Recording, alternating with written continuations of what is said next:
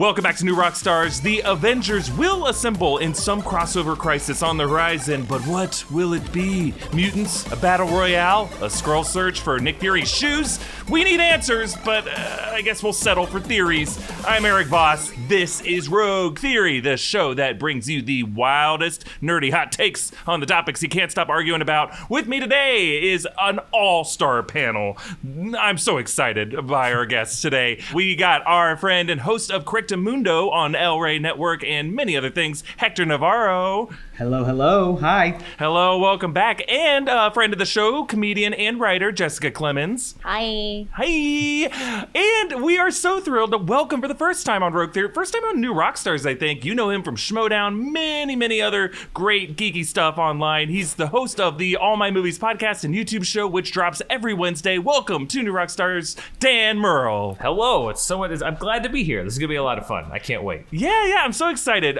We are at an interesting crossroads here at the dawn of Marvel Phase 4 with WandaVision coming soon. In the past, the Avengers have been drawn together by Loki's attack on Earth, by Ultron, by a Civil War event, and of course by Thanos in Infinity War and Endgame, but we know another crossover is coming. See, when Sony and Marvel signed that deal to share custody of Tom Holland last year, the specifics of the deal was that it was going to be for 2 more films at least. So we have Spider-Man 3, which we've been learning so much about in recent weeks. But then there was also another mystery MCU crossover event. And since then, we have gotten some hints that crossover could go in a few different directions. A multiverse, a House of M kind of thing, maybe a Secret Invasion kind of thing. There's just a lot of potential crises on the road ahead that could all be Avengers-level threats. So I want each of you to pitch me your theories and predictions for that next Avengers-level crossover crisis that Marvel is building up to. Hector, why don't you go first? I will gladly go first. I know that New Rockstars is all about that multiversal Spider-Man 3 thing, and I am not on that train, dude. I happen to disagree with that. I think that a Doctor Strange cameo doesn't necessarily mean multiverse. I mean, he showed up in the Thor movie, and he was just doing Doctor Strange stuff. That's right. I also think that bringing back Jamie Foxx doesn't necessarily mean we're going to get a multiverse Electro popping in from another dimension. I think it's just going to be, hey, we liked Jamie Foxx the first time. let's let him do it again. Similar to J.K. Simmons being J. Jonah Jameson again, and that J. Jonah is not necessarily, and I don't think they're going to reveal that dude is from another dimension, because I feel like that would be a bigger news story than him being like, sit down, folks, I'm going to tell you about Spider-Man. He'd be like, it's me, J. Jonah Jameson, from another universe, remember? And I'm trying to find my way home. Like, I feel that Spider-Man 3 may have to do with some Skrulls because of the fact that Spidey's identity was revealed to the public by J. Jonah. I think that the end tease of Spider-Man Far From Home, where they revealed that Nick Fury and Maria Hill were Skrulls the whole time, wasn't just like, hey, remember Skrulls? Yeah, we're setting up Captain Marvel stuff. I feel like they're going to play into that in Spidey 3, that might be the way that Peter can somehow prove that he's not Spider-Man by having a Skrull help him out and shapeshift and be like, look, I'm Peter Parker and there's Spider-Man. That kind of a thing that happens all the time in comic books when, like, you know, Superman asks Batman, or Batman asks Superman to dress up as Batman, and Bruce Wayne's like, look, I'm not Batman. There he is right there. See, if he's over there, I can't also be here. It happens all the time, but I think eventually that will lead to, I feel like the geniuses over at Marvel are not going to let this marketing opportunity slip through their fingers. It's Secret Invasion all the way, because there's no better marketing thing in comics of the past 20 years than who do you trust? Secret Invasion. And that's what the comic books were leaning into. Yeah. Who do you trust? Who do you trust? And the fans were speculating, who's a Skrull? Oh my gosh, I can't wait to read this comic and figure out what they're going to reveal. I think they're going to do that in the movies. The same way that Civil War, Captain America Civil War was like, whose side are you on? That's lifted straight from Marvel Comics in 2006. That's just already marketing that they know is going to be catchy and you know, grabbable. So I believe that the next time we see the Avengers in an Avengers movie or something other is going to be a big, whoa, everybody, let's get together, because there have been Skrulls this whole time. Are they good? Are they bad? Who's been a Skrull? Which of us have been a Skrull? Michael Douglas is a Skrull? Oh my gosh. Like, this, you know, like that kind of thing is going to be something that I think is too tempting for them not to play with. So to sum up, Secret Invasion, leaning into the Skrull shape-shifting. That's an interesting take, and kudos to you, Hector, for kind of unblowing our minds and then re-blowing it in another way. Because yeah, you are right. Here at New Rockstars, we're like, the moment we see a character from a different, in our mind, cinematic universe crossing over, we're just gonna jump to that conclusion. It's good work, and I appreciate it. It's very good work, and I appreciate it. I just happen to think it may be a little too far sometimes, Eric. You know what you're doing, Eric. You know what you're doing. It's fair. It's a fair point, and it's a bold, brave point. You're coming in here and you're pointing out, you know what, we're already seeing through walls, but there are walls there, and we should acknowledge them. And I will say, coming out of Spider-Man Far From Home, if you were to ask me what the next step was, I'm gonna be like, yeah, a secret invasion is happening. The fact that like you're just revealing Nick Fury to be a Skrull, that's the last MCU movie we saw. That seemed to be what it was setting up. And you know, with the Fury series happening on Disney Plus, yeah, I could absolutely see that being the case. So excellent theory, Hector. I absolutely think Secret Invasion is on the horizon, and for that, you're gonna get 3 points, man. Great. And just writing it down. Okay, that is a turkey. Great. Okay. All right.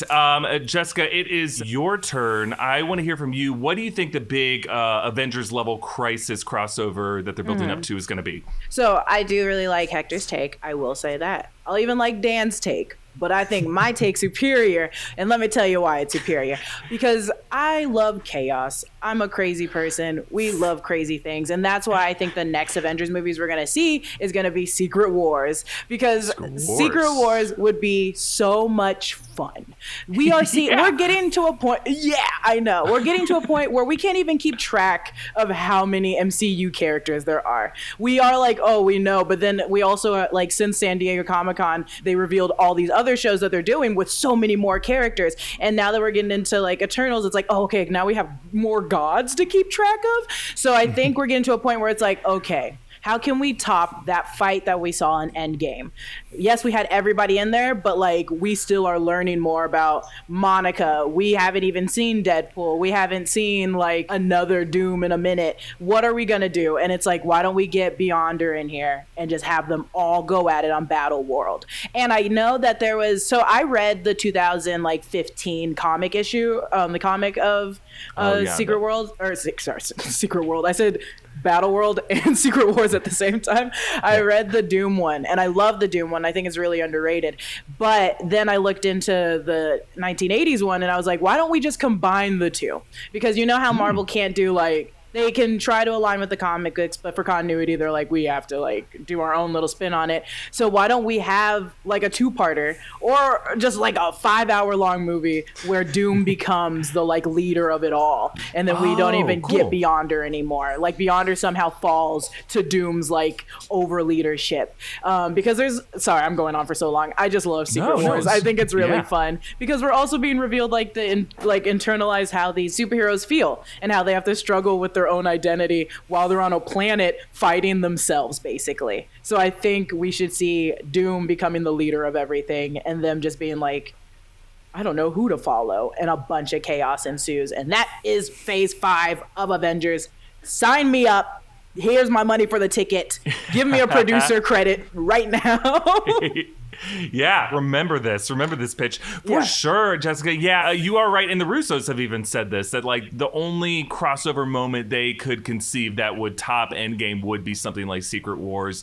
And like, yeah, it is kind of like a childish notion in a great way of like, what do we all love about these characters? What if we could just throw them all in a toy box and have our action figures fight each other, and they would normally never hang out? That's what Battleworld is, and that's why it's so great. But like your twist to have Doom be the mastermind of it, I think it's great. I mean, nothing against the Beyonder. I just thought he was more interesting when he was like a voice from the cosmos as opposed to what he was later revealed to be, which is like, if I remember correctly, an 80s like white jacket cool guy. You know, like that was kind of, it could be fun if you would imagine like James Gunn or Taika Waititi, their spin on that. But ultimately, I could imagine Doom being like the mastermind pulling the strings of all these people to work themselves against each other in some kind of multiversal way. I love that idea. you. So, Jessica, I'm going to award you the same number of points I gave Hector. 3 points for that theory. These are 2 pens. I'm excited. This is me clapping because John told me not to be so loud on camera. All right, Dan, it's your turn. What do you think is going to be this big crossover event that they're all working toward? Well, I was not aware there were points on the line until just now, so I'm going to be much more competitive, if you know me. Yeah. But here's what I'll say. This may be more of a theory than a prediction. But we're talking about Spider-Man here, really. We're rooted in Spider-Man. That's what everybody's talking about. Yeah. What defines Spider-Man? Science, right? And being haunted by people that he has failed to protect in the past. These are 2 definitive things about Spider-Man. Where do science and ghosts merge? Marvel Zombies. That's where science and ghosts come together. The ultimate failure of science. The dead literally rising from the grave. But it's not just a joke, because we're talking about this multiverse. Infinite possibilities. You can go anywhere. So we see Peter thrown into this chaos where, first of all, you can bring back anybody. You could bring back Robert Downey Jr. if you wanted to. You could bring back Chris Evans, and they don't have to worry about signing a multi-film contract or what, because you're off in your little pocket universe. But you can bring back all the ghosts from Peter's past to haunt him that you want. It's different. We have the roots in. We have so many people with roots in horror that are part of the Marvel Cinematic Universe, or have been. James Gunn and Scott Derrickson, and you have Doctor Strange. Perhaps this can continue on. We're going into this multiverse of madness. Zombies are madness. I've never heard of anything. What's more mad than a world full of zombies? I think you have the potential to kind of start this with Peter and then roll this out over, I don't think it's going to be like an Infinity Saga number of movies, but 2 or 3 movies, kind of this little mini horror arc, and you need to keep things fresh. You got to keep things fresh in the MCU, and they haven't really leaned into the horror direction too much. And actually, my favorite part of Spider-Man Far From Home was that kind of horror-esque segment with Mysterio, where like Peter's being haunted by nightmares. Like, that was so cool. That was so awesome. So I think you throw him into this weird alternate universe. You can bring back whoever you want, and as a bonus, if they so desire, if you're going back to Marvel Zombies, some key figures in that whole event, the Fantastic Four. Maybe like Freddy Krueger, you pull them back from whatever alternate dimension that you've gone to, and now you have your Fantastic Four in your Marvel Universe.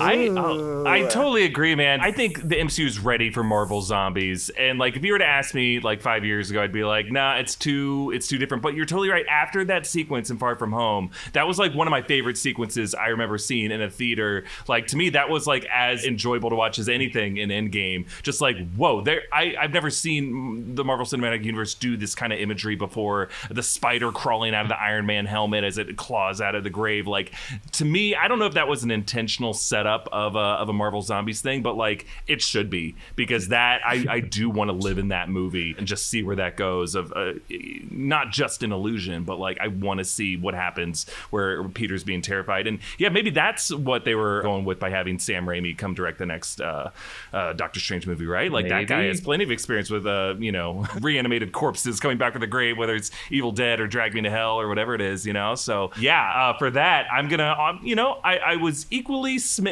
with all 3 theories, so you're getting the power of 3 by 3. Yes.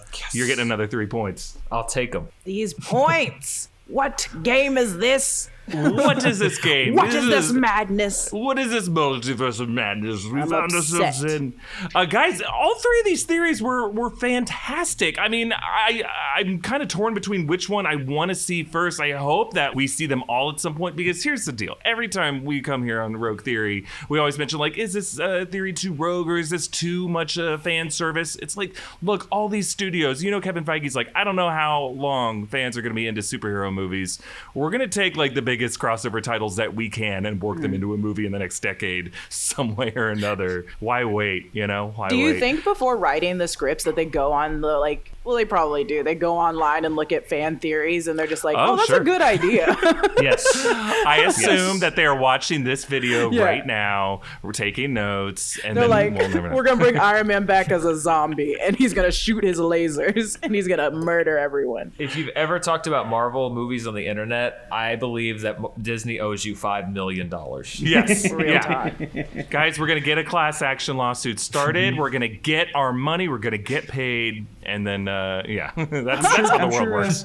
I'm sure Kevin Feige's watching right now. I'm sure New Rockstars is probably a very heavily visited YouTube page that Kevin Feige visits. So hi, Kevin. Just want to say hi. Hi, Kevo. Please Kevin. greenlight Nova. Please give us a Latino superhero. Yeah. Thanks. Yes. Love you. Thanks. Yes. Adopt Thank you. me. Adopt me so I can write a story for you. It won't be good, but I'm there. I'm all right. Come on, think about it. All right, we're going to move on to some theories about The Mandalorian Season 2, which is imminent. But before we do, we want to thank some friends who helped us make this episode. First, our friends at Manscaped. Listen up, fellas, because today we have a new Manscaped product alert. Manscaped just released the Weed Whacker Nose and Ear Hair Trimmer. It is time to keep your nose and ear hair looking as the other clean-shaven parts of your body do, and feeling fresh and so clean and so smooth and so beautiful. I have already opened this, but it resealed, which is scaring me because it's like, how did it reseal? That's It's a special sentient. feature. That's just it seals itself to keep itself clean and fresh. All right, so this is what it looks like. It's just a simple, unassuming thing that can just sneak on up into your orifices, and you never knew it was there. Phrasing. I love John Carpenter's The Thing. It's one of my favorite movies. I'm watching it right now. It's Halloween season. I thought Wilford Brimley was great in that movie, but my dude could have used some help in the nose hair department, and other people agree. Actually, 79% of partners polled said that long nose hair is a major turnoff. It didn't spoil Wilford Brimley for me. I'd contract diabetes any day of the week to spend a night with him. That's how it passes, right? I'm not gonna pull those bad boys out of my nose by hand. Life is painful enough already. Manscaped is here to save you. It's forever changing the grooming game with their Weed Whacker. This nose and ear hair trimmer provides proprietary skin-safe technology, which helps prevent nicks, snags, and tugs in those delicate nostrils. That's gross that I'm doing this on camera, but I'm just demonstrating you shouldn't feel bad about it. It feels actually real good. The Manscaped Weed Whacker uses a 9,000 RPM, 360-degree rotary dual-blade system with a contoured design to enhance the trimming experience. It's waterproof, so it's easy to use and clean, and it has a rechargeable battery that lasts up to 90 minutes in case, you have a giant nose and a lot of hair in it. It's time to upgrade your Manscaped routine with the Weed Whacker. Get 20% off and free shipping with the code ROGUETHEORY at manscaped.com. That's 20% off with free shipping at manscaped.com, and use the code ROGUETHEORY. What are you waiting for? Go whack your weeds, my friends. Go whack your weeds. Whack your weeds. Go whack your those weeds. It's just the gardener's version of home makeover. It comes with your own audience. All right, we also want to thank our friends at ExpressVPN. I recently watched that movie, The Social Dilemma, on Netflix. You guys see that documentary? Oh boy. Well, we learn in this movie, tech insiders explain to you how social media is basically engineered to exploit users' data for profit. They call it surveillance capitalism. I don't want my data being harvested so tech billionaires can get even richer and richer. I get nothing out of it. That's why I put a layer of protection around my data with ExpressVPN. Every time you use the internet, big tech companies mine your data by tracking your searches, messages, video history, but when you run ExpressVPN on your device, it hides your IP address, which websites can use to personally identify you. This VPN makes your activity more difficult to trace and sell to advertisers. Now, you still got to be careful with what you share on social media, of course, but ExpressVPN can make your web browsing more anonymous. ExpressVPN also encrypts 100% of your internet data to keep you safe from hackers and all kinds of prying eyes. Many VPNs slow down your internet, but ExpressVPN, nuh-uh. It is incredibly fast and easy to use. Just tap one button, you are protected. I don't want to gross you out, but I think a nose hair just went. Oh my God, this is awful. I'm going to be coughing up hairballs halfway through this episode. So if you don't like the idea of tech companies exploiting your personal information, then visit expressvpn.com/rogue right now, and you can get 3 extra months of ExpressVPN for free. That is expressvpn.com/rogue to protect your data. Go to expressvpn.com/rogue to learn more. And before we continue, quick shout out to our patron, Saucy Bobby, who won this week's Discord Rogue Theory with an awesome pitch for how Miles Morales could show up in the MCU as a classmate and a love interest of Kate Bishop in the Hawkeye Disney Plus series that I think is still happening someday. To pitch your own MCU teen romance, become a patron by going to patreon.com/newrockstars. So let's move on to our second topic. AHSOKA Tano, who did not show up in the recent Mandalorian trailer, but will probably show up at some point this season of The Mandalorian Season 2. We got what might turn out to be the final trailer ahead of its October 30th debut during Monday Night Football this week. And yeah, while we got more of that hot Grief Karga action we all love, one announced character for Season 2 has been conspicuously absent from any other trailers. Our beloved Clone Wars and Rebels rebel, AHSOKA Tano, of course, going to be played by Rosario Dawson. How do you guys think AHSOKA Tano is going to join this show from where we last saw her in Rebels and I guess in the prequel series, The Clone Wars? And what do you think she's going to want from Baby Yoda in Season 2? And Dan, why don't we start with you this time? Well, I think what I hope is going to happen is that what I loved about Mandalorian Season 1 was that there was a light overarching storyline, but each episode was also kind of its own adventure. Yeah. You opened and closed a loop in just about every single episode. And so I know that fans are clamoring for AHSOKA Tano. They want her. I don't necessarily think she should be in every episode or maybe even several episodes. I think she's a character that could come in and out of the show. But I think as Mando and the child / Baby Yoda, it's like Mean Girls. Stop trying to make the child happen. The child is not happening. Baby Yoda are flying around the galaxy. I like the name The Child, but everyone says Baby Yoda. Yeah. But they're always in some scrapes. They always need some help. And as we've seen, the child has shown some obvious Force abilities, some major Force action going on. AHSOKA Tano is gonna pick that up. She is a Force user. There's not a whole lot of them out in the galaxy. So I think that they are going to be in a situation where they need some help. Perhaps the child is at a very critical point. Perhaps Mando isn't really sure what to do at this point because he doesn't understand these powers. He certainly has heard of them, but he doesn't understand them. I'd love to see AHSOKA Tano come in, be kind of a mentor role, a bit of a badass with the Mandalorian. And I think her overarching structure and where I think you could start drawing some lines to other parts in the Star Wars universe, I think the reason that she's out in the galaxy is that she herself is embarking upon the journey that Luke Skywalker would later take part in himself, where she's had a bit of a rocky road with the Jedi Order. She obviously saw the fall of the Jedi. Her mentor was the biggest, even though he was redeemed, the scourge of the galaxy. So she's going to have some very difficult feelings towards the Force, perhaps go back to the origins of the Force. So I believe that she will be in search of the first Jedi Temple, much like Luke Skywalker was when we opened The Force Awakens. And I will go even further to say that we are going to solve a mystery from The Force Awakens that, like the other mysteries, were all dropped in the subsequent movies, that the grave that we see Luke Skywalker standing in front of in The Force Awakens when Rey arrives on Act 2 or however you pronounce it, is AHSOKA Tano's, because she was there when Luke arrived, and they perhaps spin-off potential. Perhaps they spent some time together learning the ways of the Force. Man, Dan, that is an awesome theory. I love that idea because, we've never seen these two characters together, but obviously their destinies are,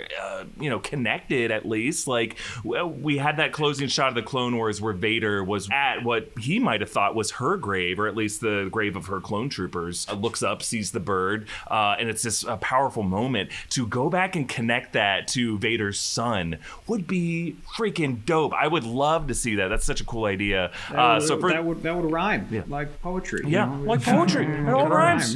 Jar Jar's the key to all of it. That would be beautiful. Beautiful poetry. For that poetry, for ending that couplet rhyming, my friend, you are going to get 4 4 points. Damn. No one's ever gotten 4 points. No one's ever got 4 points.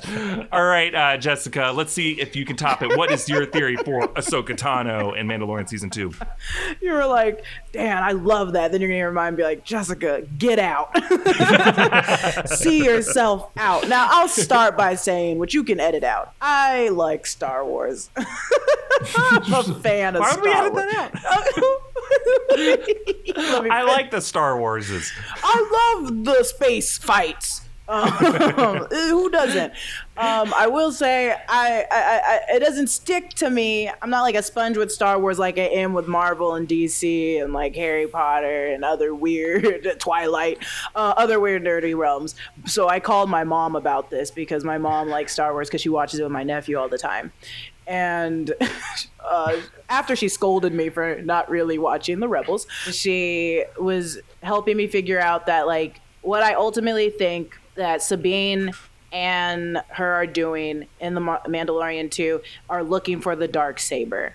So sure. we always know is that Moff Gideon has it. We don't know what happened.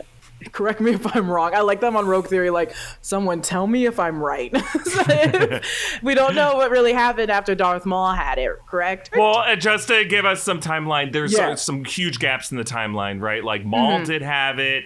He was defeated in this final season of Clone Wars. And then chronologically, Bo-Katan has it at the end of Rebels, but we don't know what happened at that point until Moff Gideon has it. Yeah. My mom also suggested, if I get points, this is going to my mom. My mom suggested that that Moff Gideon killed Katan and then took the sword. Maybe. And then that's what she thinks. And then we were like, oh, okay, so that would make sense why we see later on Rosario Dawson in Mandalorian 2. I don't think the goal is like, I think she's also just going to be in like an episode. I think she's going to have like a big episode.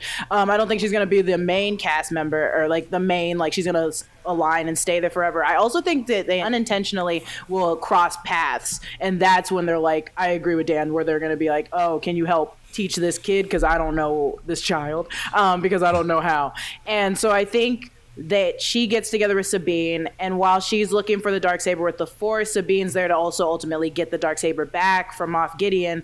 And I think she's, because like last time we saw her was with the Inquisitors just killing everyone. So I still think she's trying to ultimately keep that bad power out of bad hands, which Moff Gideon obviously is not a good person. So I think that she's just looking for the Darksaber. And that's why we got that little end piece. And that's what's going to happen. And we're only going to see it for an episode. I think that's totally spot on. Like, you wouldn't have had to proceed your theory with you not knowing too much about Rebels because you sound pretty expertise. Kudos to your mom for helping you out with that. But I think the Darksaber is anyone who walked out of that closing shot of Mandalorian Season 1 might have seen some kind of connection. Oh, well, with Rosario Dawson coming in, she's one of the few ex-Jedi existing in this universe. We might see some kind of lightsaber action with her and Moff Gideon, who I don't think is a Jedi. Might be someone who's just like obsessed with Jedi relics or things like that. Yeah. But yeah, I absolutely could see that as a plausible theory. Jessica, for that, I'm going to give you 3 points. Oh my God, my mom, she's going to be so happy. Also, sidebar really quick. Is it confirmed that Sasha Banks is actually playing Sabine, or we just know that she's in it? We know that Sasha Banks is in it. Just we saw her face in the trailer. We don't know if she's playing Sabine yet. Yeah. I think has it even been confirmed that Rosario Dawson is playing Ahsoka? I thought was that even confirmed? I don't think it's confirmed. Yeah, I mean, Star Wars, Lucasfilm, they're not going to outright confirm anything yet, but by the sources we trust, the trades seem to be pretty convinced that's who she's playing. Or I read about it, it also said that she accidentally leaked it herself on Instagram and deleted the post. So it might be true. Also, that's the most verified source I could find is the actor's social media. Is her accidentally outing herself. I love Rosario Dawson also, so it's like whatever she wants to do, I'm on board. Yeah. Absolutely. All right, Hector, it's your turn. How do you think Ahsoka's going to join this Mandalorian show? First of all, I'm going to agree with everybody else and say she's only going to be in one episode. All right, we got that out of the way. She's only in one episode. That's the way to do it. Don't make the whole show about her. It's about Baby Yoda. Secondly, the end of season 1, we had a character death, and it was pretty epic. It was in the last episode, which was directed by Taika Waititi. Taika's character that he played himself, IG-11, who we only fell in love with in the last episode or two because they reintroduced him and they're like, now he's a nanny. Now he will take care of the baby. And we're like, aw, because he was only in the first episode and then he died. I think a lot of that love of that character comes from just our residual love of Taika Waititi himself. It's not necessarily a beloved character, but when he exploded, I was like, Taika! Like, I didn't care about IG-11, but it was a great epic moment. How do you top that? I'm going hard left. I'm going rogue, baby. All right, I'm getting mean with this. You know who works on Mandalorian? Dave Filoni. You know what other show he worked on? The Clone Wars show that created the character of Ahsoka Tano. You know what I think? I think creators love to create a character and kill the character. I think we're getting the end of Ahsoka Tano's life on this plane, and then she'll become a Force ghost. I think she's going to end up in the last episode. I think she's going to show up when Mando has finally gotten to a point where he's like, I need to find a Jedi or an ex-Jedi or somebody who can tell me where I can take this child, where I can take this baby, Yoda. And she'll show up and she's like, yeah, I can help you. But there's going to be this big, epic, sacrificial moment. She's going to go out and it's going to make us all cry and it's going to be crazy. And then afterwards, she's going to be able to Force Ghost contact Yoda. And Yoda will be like, we're getting a Yoda cameo. And he will be like, oh, baby. And then he'll provide the information that Mando will be like, cool, we'll see you in season 3. And then we'll go from there. But I think that Dave Filoni and the gang are going to be too tempted to give an epic death to a beloved Star Wars franchise character, which we have seen so many epic deaths and so many beautiful moments and so many beginnings and endings to so many great characters. Why not give a great storyline behind the reasoning for why an elderly Ahsoka Tano wasn't in the sequel movies? Why she doesn't show up and help Rey? Why she, the Star Wars timeline loves to do that. It loves to explain why wasn't Diego Luna in A New Hope? They all died at the end of Rogue One. So I think we're going to get a similar kind of an epic send-off for the character. That's what I think. Yeah, and oh my God, I'm so choked up. With my own nose hair. Yeah, Hector, you bring up a good point because there is some debate about Ahsoka Tano. She did show up as like a Force ghost voice during that Ghosts of Jedi Past in The Rise of Skywalker, which it was the animated series voice because this is before Rosario Dawson was rumored or announced. But like a lot of people were saying was like, whoa, if she's a Force ghost, does that mean she is now dead in the future? And then Dave Filoni kind of went back and forth on it. So we're not really sure what her fate is. This would be an awesome way to explain how she got to her astral form. Look, I wouldn't be too bummed to see Ahsoka die just because we saw her whole life story in the Clone Wars. We don't need an entire other series where we continue to follow this character again and again for years and years. So if they did kill her off, I wouldn't be too bummed, especially if they did in a really cool way. It's not something that I think back in the day, years ago, if you had killed off a prominent female character in a big franchise with visibility like this, people would understandably be like, hey, that sucks. Don't do that. There's not enough female. But the good news is that since 2015, Star Wars as a brand has kind of become more diverse. There's definitely more female characters other than Princess Leia, which is great. There's a bunch of, characters that represent all types of different people and fans of Star Wars. And the cool thing is that, again, even since 2015, with sort of restructuring everything, they've really embraced what happened before with the expanded universe and the novels and comics and everything. Disney took that idea and was like, that stuff got so wackadoo crazy. We love that idea. Let's still publish that stuff and fans can still read it, but let's really embrace that, meaning if we have a novel come out, it's canon. A comic book that comes out, it's canon. And you can still tell those kinds of stories with Ahsoka. You can have books. So she's already been the star of books. She can appear in comic books. So just because a character dies on screen doesn't necessarily mean you can't go back and look. Diego Luna's getting a Disney Plus show. Yeah, like Kenobi's getting a story. Exactly. They're all super dead. He got a prequel dead. series and another series. Yeah. Doesn't matter. So yeah. Can I endorse Hector's just because I want to know more about Yoda's reaction when they contacted him? I know nothing. It was not. A mistake there must be. No. Didn't tell me Yaddle did. What? That's right, Yaddle, baby. Episode 1, Phantom Menace. Ever heard of it? Yeah, Yaddle. Yaddle, She's the baby. female Yoda. Yeah, she didn't come back in Attack of the Clones. It's because it was like a Peggy Olsen storyline. She just went off somewhere. That's what they do in the Jedi Order. It's a weird system. Weird system. Well, Hector, you're gonna get 3 points for your theory. I love your theory. All right, it's still pretty even though. I believe it's 7-6-6, but we're gonna see where we're at the end of our rogue question. We just got one question this week. Our man Liam Neeson was #1 at the box office over the weekend. If the box office still even counts. What office? Yeah, sure. It does. It does. There's an office somewhere. Where? Full of boxes. It's in a box within another box within another box. So you gotta find it. But his movie is called An Honest Thief, and it was reigning champion at the box office. So in honor of our geriatric Irish action hero, who just gets stronger and stronger as he ages, I would like each of you to give me what your very particular set of skills speech might sound like if you had to give it to someone in 2020. Anybody can go first. I'll do it. Sure. I'll do Go for it. I'm going to try to do my best Liam Neeson, which means it's going to be terrible. But this is very much centered on my life for the last 7 months, 7 years. I don't know. Anyway, you have to imagine I'm on the phone with somebody. I don't know who you are. I don't know what you want. I don't know what day it is. I don't know if I'm wearing pants. But if you're looking for toilet paper, I can tell you I don't have any. Or paper towels. It's very messy here. What I do have are a very particular set of skills. Skills that I've acquired since around March 7th. Skills that were useless until this year. If you leave my Instacart order on the door and leave now, that'll be the end of it. But if you ring the doorbell, I will make eye contact. I will make awkward small talk. I will do that awkward elbow handshake thing. And I will make it awkward. Yeah. Ooh, I got chills. Ooh. I can go next. Also, I feel like next time, always whoever goes first should always just get an extra point for going first because I definitely I avoid Bonus it. point. I'm like, oh, someone else go first. I'm not gonna do an Liam Neeson voice because I cannot. But Oh, I can't either, but you're Yours was probably making the good. better choice. Come on. I don't know who you are. I don't know what you want. If it's money, I can tell you that I'm unemployed because it's 2020 and we all have lost our jobs. If you want hand sanitizer, we don't have any. We've been making it our own.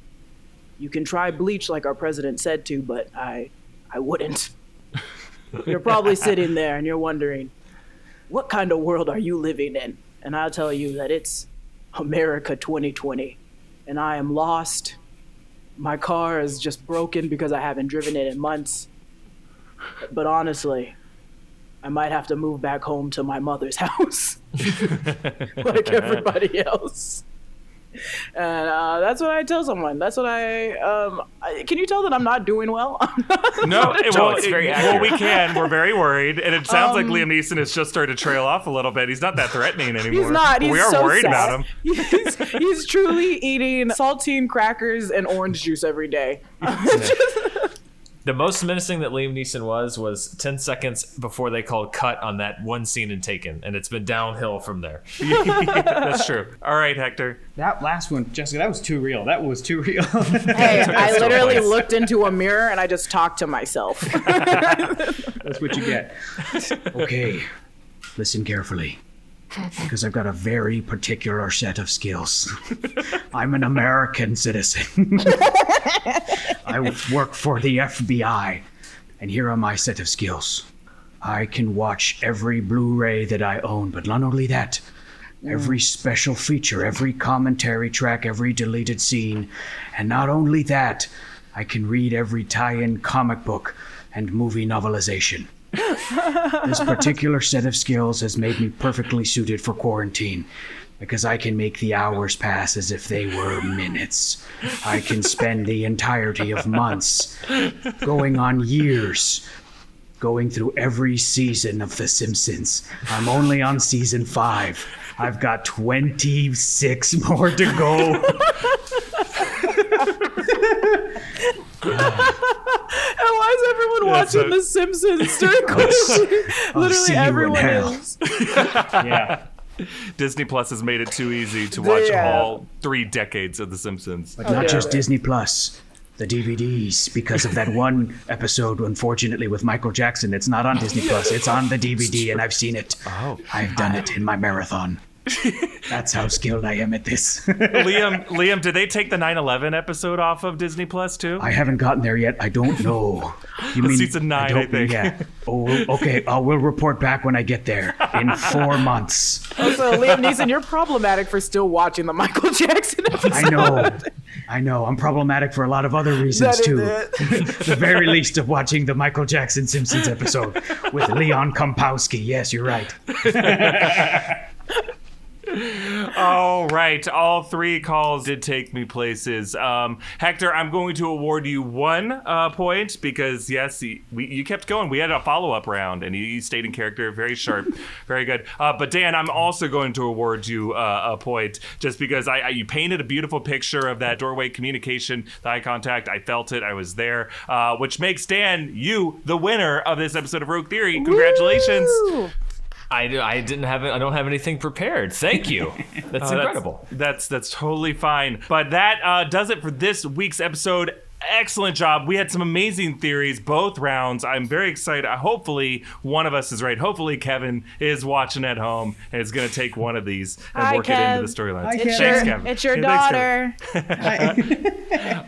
Is Kathleen Kennedy with you? Hi, Kathy. Yeah, hey Kathy and Kevy. KK. Hanging out Shout out watching to- New Rockstars. Shout out to Sarah Finn, casting director. Make sure she gets a raise every year. Hi, Sarah. Yes. Hi. Yeah, the true hero of the Yes. MCU. Absolutely, Sarah Finn. Oh yeah. Well, thank you to all of our guests. Be sure to follow Dan Murrell at All My Movies. Subscribe to that. It's amazing. Follow Jessica Clemons at all the stuff she's working on. Jessica, do you have any particular projects you want to shout out?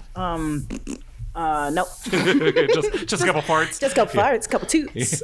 And then Hector Navarro, of course, host of Correctamundo. Thank you for coming back on the show, Hector. And for all of you watching, don't forget to subscribe to the Rogue Theory podcast feed. Stay tuned to this YouTube channel for this and other shows. Follow me at EA Voss. Follow New Rockstars on social medias. We'll see you next week. Bye, everybody. Thanks. Bye.